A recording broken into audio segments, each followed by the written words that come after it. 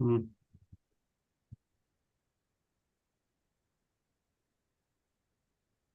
Oh,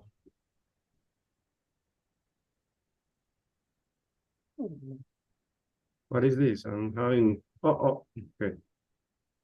You see the Bhagavad Gita? Yes, I see it. Okay, yeah, I just Ah, think, you are the one who control it. Oh, yeah, I am. not possible the Sanskrit verses, no? The Sanskrit verses? I can't. At least some of them. You can read the whole chapter. We're chapter 8. I think we're on chapter 9. There are some verses here, some Sanskrit verses that are very, very beautiful. We've been just doing the English ones here. Yeah, I like the Sanskrit too. Yeah. You were Can you put one by one the Sanskrit? Can you put it with the Sanskrit? um You have to touch the verse text. You touch the text and comes out. well, Maybe to read, at least to read a few of them, yeah. most prominent ones. I mean, I like the Sanskrit, but so far we've been just doing the English. Huh? I said I like the Sanskrit, but so far we've been just doing English. Okay. How do your volume is low or is mine? Because I can hardly hear you. Let me ask this person. Wait a second. Oye, Luis.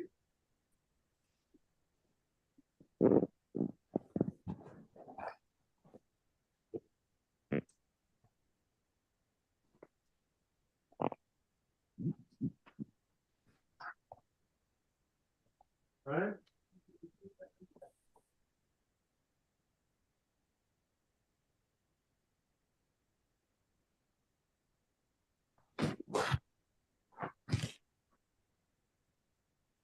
Señor, esta cosita aquí.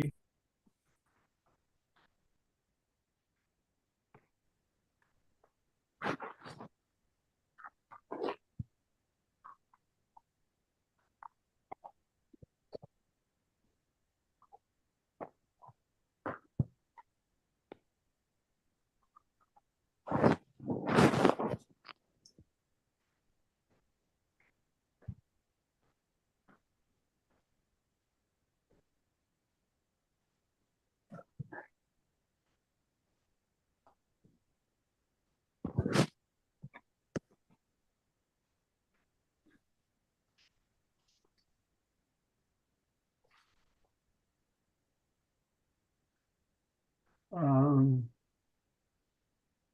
okay, it's 8:30. Start reading. Start reading. Okay. Hare Krishna. Bhagavad Gita ki jai. Jai. Do you know that in the Padma Purana there is a section that is called the Gita Mahatmya, the glorification of the Gita? You know that? Yes. It would be nice to read the glorification of the 9th chapter, but anyway. Every chapter has a specific quality. Every chapter of Bhagavad Gita has a specific quality. Just like the Krishna Lila, every Lila has a specific meaning, isn't it? For example, the Lila of Bhutana is the symbolic meaning is that the false guru kills the disciple, no?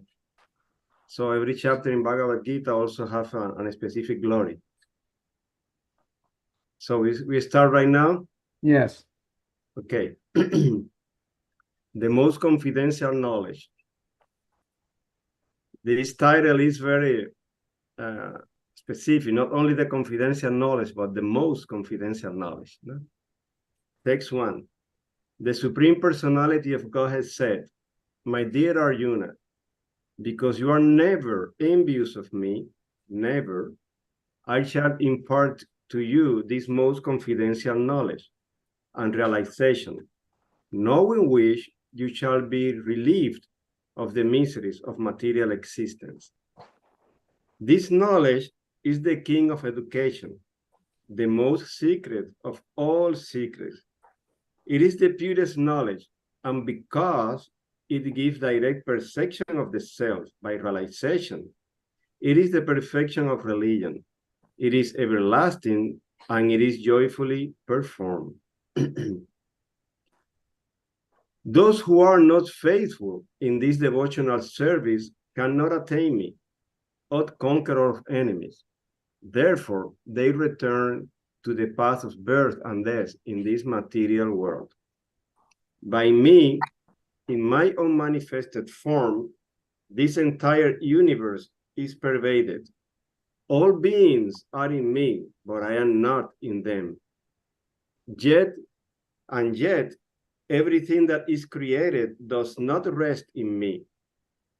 Pashyame Yoganeshwaryan, just behold my mystic opulence. Although I am the maintainer of all living entities, and although I am everywhere, I am not a part of this cosmic manifestation, for myself is the very source of creation. This verse is the seed of the Vaishnava philosophy, Ashintya Veda, Veda Tattva. I'm in everything, but not everything is in me. I understand that as the mighty wind blowing everywhere rests always in the sky, all created beings rest in me. O son of Kunti, at the end of the millennium, all material manifestation enter into my nature. And at the beginning of another millennium, by my potency, I create them again. The whole cosmic order is under me. Under my will, it is automatically manifested again and again, and under my will, it is annihilated at the end. O Dhananjaya, all this world cannot bind me. I am ever detached from all these material activities, seated as though neutral. This material nature, which is one of my energies, is working under my direction of Son of Kunti, producing all moving and non-moving entities. Under its rule, this manifestation is created and annihilated again and again. Fools deride me when I descend in this human form. They do not know my transcendental nature as the Supreme Lord of all that be. Those who are thus bewildered are attracted by demoniac and atheistic views. In that deluded condition, their hope of liberation, their fruitive activities, and their culture of knowledge are all defeated. O son of Pritha, Yeah, I'll say it. Come on. Going down a little bit. There, you got it. O son of Pritha, those who are not deluded, the great souls, are under the protection of the divine nature. They are fully engaged in devotional service because they know me as the Supreme Personality of Godhead, original and inexhaustible. Always chanting my glories, endeavoring with great determination, bowing down before me, these great souls perpetually worship me with devotion.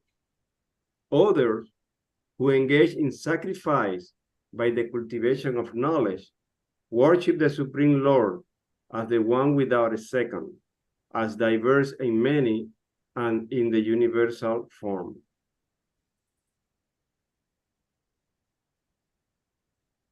Sorry, I'm not sure why I keep going like that. No, you went down too much. Going down, go up, up, up. Okay, we are in 16. But it is I who am the ritual, I the sacrifice, the offerings to the ancestors, the healing herb, the transcendental chant. I am the butter and the fire and the offering. I am the father of the universe, the mother, the support, and the grand seer. I am the object of knowledge, the purifier, and the syllable Om. I am also the Rig, the Sama, and the Yajur Vedas. I am the goal, the sustainer, the master, the witness, the abode, the refuge, and the most dear friend. I am the creation and the annihilation, the basis of everything, the resting place, and the eternal seed. O Arjuna, I give heed, and I withhold, and send forth the rain. I am immortality, and I am also death personified. Both spirit and matter are in me. Those who study the Vedas and drink the Soma juice seeking the heavenly planets worship me indirectly. Purified of sinful reaction, they take birth on the pious planets of Indra, heavenly planets of Indra, where they enjoy godly delights. When they have thus enjoyed vast heavenly sense pleasure, and the result of their pious activities are exhausted, they return to this mortal planet again. Those who seek sense enjoyment by adhering to the principle of the three Vedas achieve only repeated birth and death. But those who always worship me with exclusive devotion, meditating on my transcendental form, to them I carry what they lack and I preserve what they have. Those who are devotees of other gods and who worship them with faith actually worship me, O son of Kunti, but they do so in a wrong way. I am the only enjoyer and master of all sacrifices. Therefore, those who do not recognize my true transcendental nature fall down. Those who worship the demigods will take birth among the demigods. Those who worship the ancestor go to the ancestor. Those who worship the gods and spirit will take birth among such beings. And those who worship me will live with me. If one offer me with love and devotion a leaf, a flower, a fruit, or water, I will accept it. Whatever you do, whatever you eat, whatever you offer or give away, and whatever austerities you perform, do that, O son of Kunti, as an offering to me. In that way, you will be freed from bondage to work and its auspicious and inauspicious results. With your mind fixed on me in this principle of renunciation, you will be delivered and come to me. I envy no one. I am partial to anyone. I am equal to all. But whoever renders service unto me in devotion is a friend, is in me, and I am also a friend to him. Even if one commits the most abominable action, if he is engaged in devotional service, he is to be considered saintly because he is properly situated in his determination. He quickly becomes righteous and attains lasting peace. O son of Kunti, declare it boldly that my devotee never perishes. O son of Pritha, those who take shelter of me, although they be of lower birth, women, Vaishyas, merchants, Shudras, workers, can attain the supreme destination. How much more this is so of the righteous Brahmanas, the devotees and saintly kings. Therefore, having come to this temporary, miserable world, engage in my loving service unto me. Engage your mind always in thinking of me. Become my devotee. Offer obeisances to me and worship me. Being completely absorbed in me, surely you will come to me. Hare Krishna. Hare Krishna. Bhagavad Gita ki. Yeah, it's so beautiful when you hear it like this, huh? Yes. We'll call upon you again.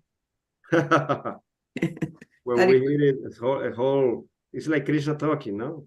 It is. It's very Without nice. the natural interruption of the commentaries, or without talking about one verse and then next Sunday, you know, Yeah, when you hear the whole thing, it hits you, know? very nice.